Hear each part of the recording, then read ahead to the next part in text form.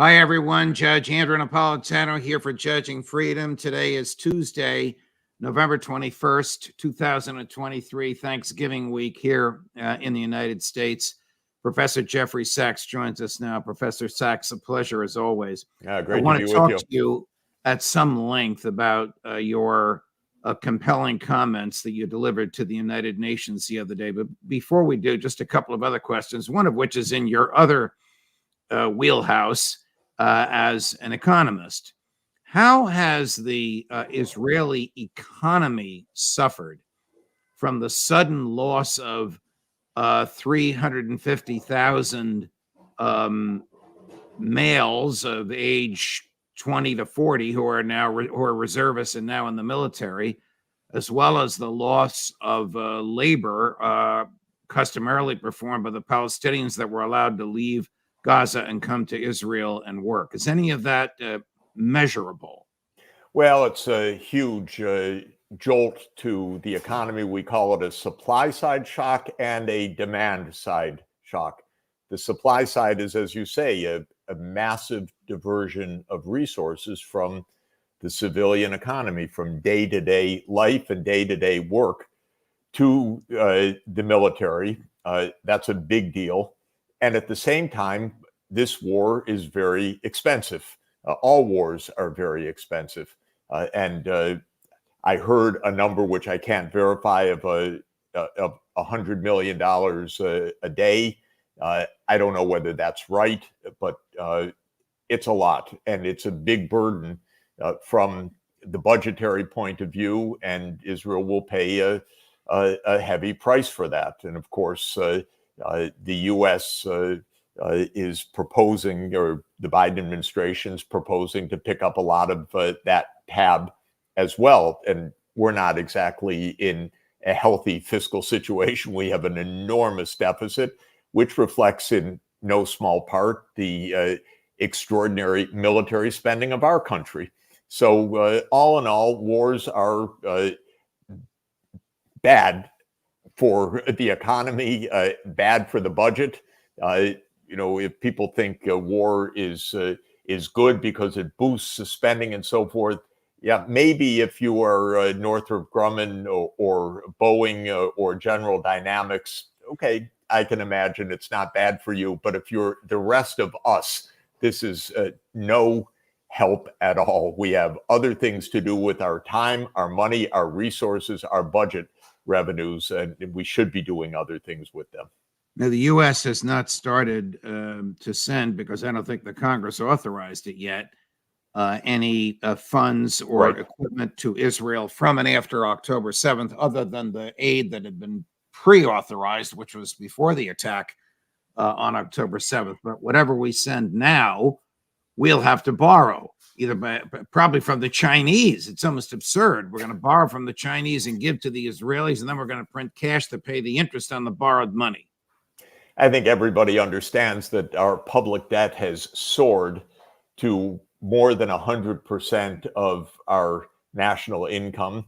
And on top of that rising mass of debt is the sharply higher interest rates. So suddenly the interest payments on the debt are not a footnote, but have become a very, very major part of our budget outlays.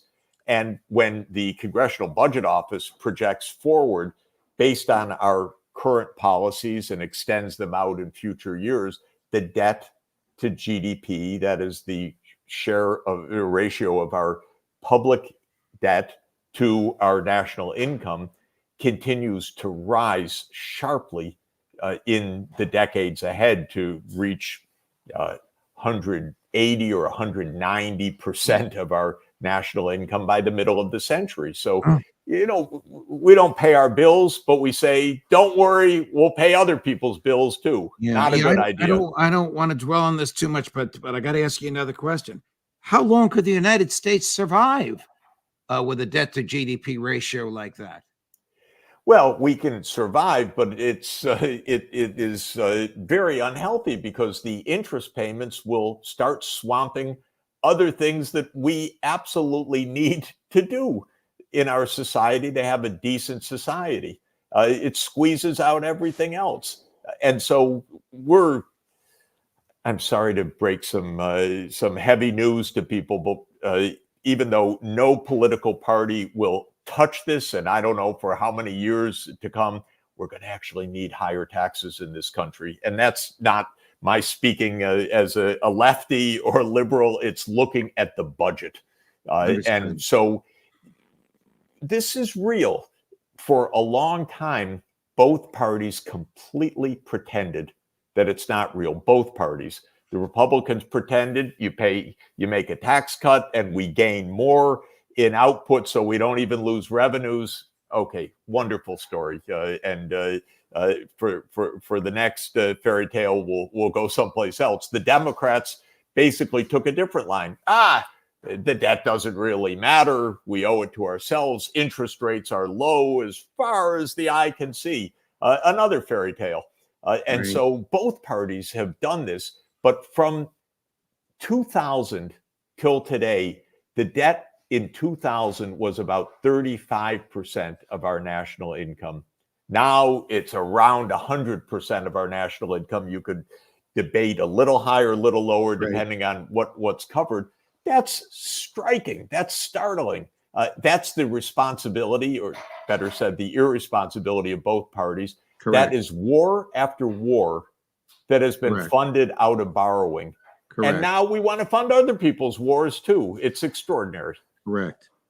Are you satisfied that the plan of Prime Minister Netanyahu is to eradicate Gaza and the West Bank of all Palestinians?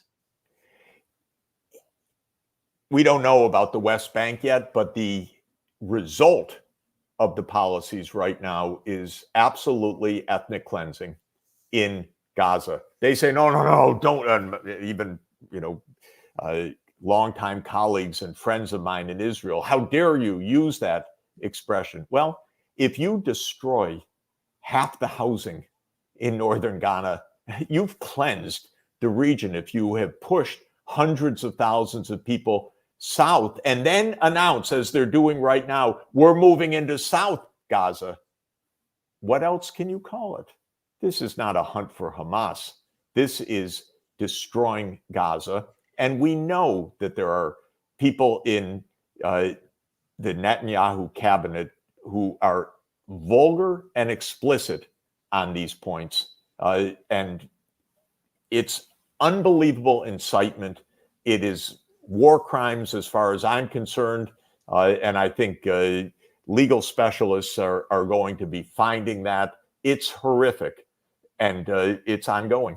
I don't know if you know of or have ever met this retired Israeli Major General Giora Eland, E-I-L-A-N-D.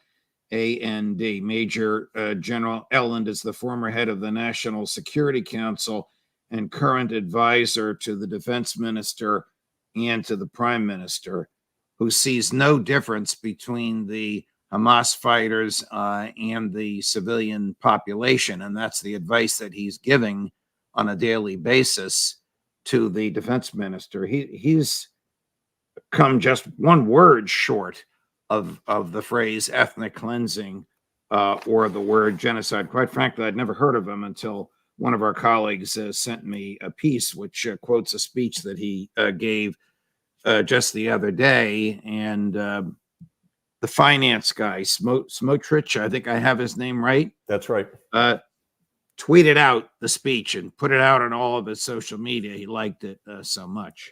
This is dangerous stuff, Jeff. It's extraordinarily dangerous. It's criminal behavior, and I don't mean that in an emotional sense. I mean that in a literal sense. And the Centers for Constitutional Studies, one of the think tanks in our country on constitutional studies, say that there's growing evidence of genocide. And under the Genocide Convention, genocidal intent is part of the crime of genocide. You have to show intent. And these Israeli leaders are leaving a trail of intent, which is absolutely shocking. And this Centers for Constitutional Study has said that the United States, by providing armaments and standing along with Israel, is complicit in this possible genocide. Now, I want to be careful that these are potential legal claims, but I think that they have potential significant merit. And all of this over the top or under the bottom rhetoric of these Israelis is setting a record that is stark for referrals to the International Criminal Court and for the Court of Global Opinion. I was at the UN. I'm at the UN frequently, but in the UN General Assembly, at the UN Security Council, people are watching and they're hearing this and they're completely shocked by it. I want to run two clips. First, Admiral Kirby yesterday on genocide. This is about as animated as I've seen him. Apparently someone, I don't know how you can do this, spray painted on one of the walls of the White House. I don't know how a human being can get to a wall of the White House that wants to spray paint it, and they spray painted, well, I don't even remember during the Vietnam War anybody spray painting anything negative about LBJ in the White House. Anyway, somebody spray painted Genocide Joe. Someone on the staff? No. Well, they don't know okay. who it was. We won't go there. No, God. Well, apparently there's a lot on the staff that are of that view. Nevertheless, yes. Somebody spray painted that. Here's Admiral Kirby, about as animated as I've ever seen him on genocide. I said this the other day. Again, people can say what they want on the sidewalk, and we respect that. That's what the First Amendment's about. But this word genocide is getting thrown around in a pretty inappropriate way by lots of different folks. What Hamas wants, make no mistake about it, is genocide. They want to wipe Israel off the map. They've said so publicly, more than one occasion. In fact, just recently. And they've said that they're not going to stop. What happened on the 7th of October is going to happen again and again and again. And what happened on the 7th of October? Murder, slaughter of innocent people in their homes or at a music festival. That's genocidal intentions. Yes, there are too many civilian casualties in Gaza. Yes, the numbers are too high. Yes, too many families are grieving. And yes, we continue to urge the Israelis to be as careful and cautious as possible. That's not going to stop, from the president right on down. But Israel is not trying to wipe the Palestinian people off the map. Israel's not trying to wipe Gaza off the map. Israel's trying to defend itself against a genocidal terrorist threat. So if we're going to start using that word, fine, let's use it appropriately. I'm convinced that he's incorrect, that Israel does want to wipe Gaza off the map, that it does want to remove the Palestinian people from what Israel claims is greater Israel, whether they're civilians, women, children, poor, young, old, or not? You know, when we use an expression like, what does Israel want to do? Of course, what we mean is, what do particular politicians and particular leaders want to do? We mean the Netanyahu government. We mean specifically the cabinet or that's in there, the Israeli Defense Forces or others. Right. And there is a growing body of statements that are really ugly. And they have been compiled, as I said, by the Center for Constitutional Studies. And that center made a lawsuit. I don't know whether it was thrown out or not. I haven't followed the events, but they made a lawsuit in California claiming that the United States was guilty of complicity in war crimes and potential genocide.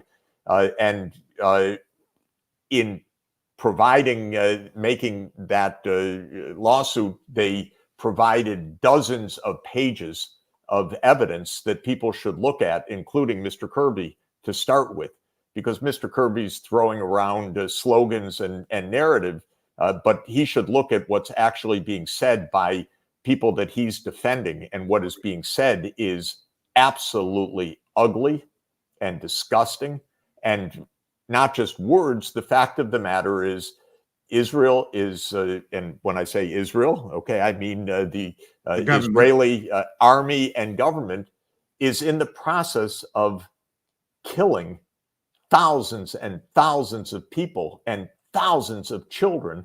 And they know they're doing this and destroying the habitability of Gaza. And some have said, and I can only paraphrase, but the words matter, so we have to know the precise words, which I don't have in front of me, to the effect that Gaza won't be habitable again. I think I'm fairly paraphrasing at least some of these politicians. But the point is, there is a growing record. It's not going to be up to Mr. Kirby making a claim. There's going to be a full record of the statements, and the Israeli politicians are not being prudent. They are not being restrained. There is no forbearance. Many of them are absolutely speaking in the worst, most intemperate, insightful, and hateful ways. And it's completely distressing. But more than that, it is establishing a record that they will really regret of having said it this way. You recently gave a compelling and articulate statement to the United Nations. I didn't know that private citizens, I realize the high regard that world diplomats have for you, but I didn't know that private citizens got to address the United Nations. But you did, and I read it, and many of us read it. But isn't the United Nations effectively toothless to stop this when the United States is going to veto anything that comes out of the Security Council that purports to admonish Israel? What I said with this great honor of addressing the UN Security Council is that the UN Security Council, under the UN Charter, has all the teeth it needs to bite into these wars and actually end them, because it has the power to deploy armies, peacekeepers, sanctions, to make referrals to the International Criminal Court, and to do many other things, because in the wisdom of the founders of the United Nations in 1945, under Chapter 7 of the UN Charter, the UN Security Council is empowered to keep the peace. So what I called on them to do is, especially for the P5 countries, those with the veto, that's the United States, China, Russia, UK, and France, to work together to end these wars, because these wars are not in America's interest nor in the interests of any one of the P5 countries. And if they work together, rather than grandstanding or vetoing, they have all the tools they need to end 4 wars that I talked about yesterday: the Israel-Gaza war, the Ukraine war, the war in Syria, and the war in the Sahel of Africa. All of them could be stopped immediately by the cooperation of the United States, China, Russia, UK, and France. And people say, oh, it's impossible to get cooperation. But the fact of the matter is, it's the United States which is standing alone in evading responsibility. And it's the United States. So weird. It's not Russia. It's not China. It's not anyone else. Was the U.S. ambassador to the United Nations there when you spoke, Professor Sachs? She was right across from me. I was staring her in the eye. She was staring me in the eye. I haven't had a chance to talk to her since then, but absolutely, she was right across the table. And I hope that she heard, because what I was saying was not a wish list of wouldn't the world be nice if. I was pointing out for 4 wars how to end them now in that chamber, because wars can be ended by diplomacy, not only on the battlefield. But for diplomacy, you have to accept a diplomatic outcome.